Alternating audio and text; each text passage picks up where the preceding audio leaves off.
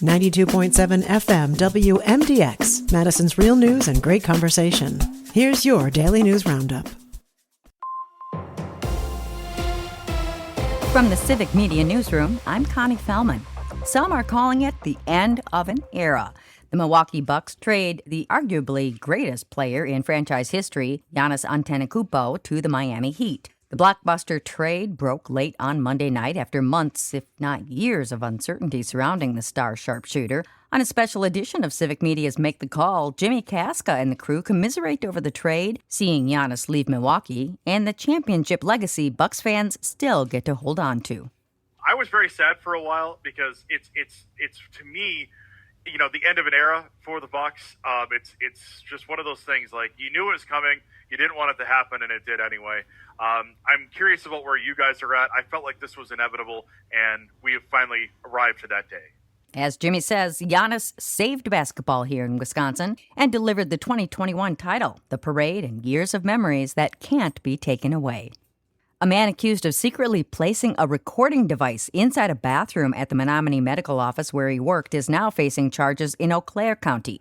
Medical assistant Meng Vang has been facing 30 felony charges in Dunn County, but now faces additional charges, with prosecutors saying they found images secretly recorded by the defendant at a reform medicine office in Eau Claire. Vang is scheduled to appear in court on the new charges today. Finding new leadership for UW-Madison and the state university system will cost hundreds of thousands of dollars and take months to complete. The combined searches for a new chancellor and system president are expected to exceed $461,000. Outside firms are leading the effort, helping identify candidates and manage the hiring process. The president's position became vacant after a high-profile firing of Jay Rothman earlier this year. Regents say they hope to fill that role first, with a decision expected later this fall. Eau Claire County has officially filed a lawsuit against a number of chemical manufacturers over PFAS contamination. Civic Media's James Kelly has the story. The lawsuit was filed in Chippewa County Circuit Court earlier this month as the county seeks to recover damages for the forever chemicals in the water supply near the Chippewa Valley Regional Airport. According to the complaint, the named defendants in the lawsuit include companies like 3M, DuPont, and more, and lists 7 causes of action, including defective design, negligence, and violations of the Wisconsin Uniform Fraudulent Transfer Act. For Civic Media News, I'm James Kelly. Environmental regulators say nearly 100 public water systems in Wisconsin have PFAS levels above federal drinking water standards enacted last year. That includes water systems in the cities of Eau Claire, Wausau, Madison, and La Crosse. Students in Madison will have much less access to their phones at school starting this fall under a new district policy. Middle schoolers will not be allowed to use phones at all during the school day, even at lunch or recess. High school students will have to keep devices put away during class, passing periods, and school activities, but can use them at lunch. The school board approved the plan to meet a new state law, though some parents say it may not go far enough or include enough community input. The furthermost upriver lock in the lower Fox River system may soon see boat traffic again after being closed for more than a decade. The Fox River Navigational System Authority has approved an agreement with the DNR on the Menasha Lock. Built in the mid-1800s, the Menasha Lock was closed due to an invasive species of fish, the round goby, being found below the Neenah Dam.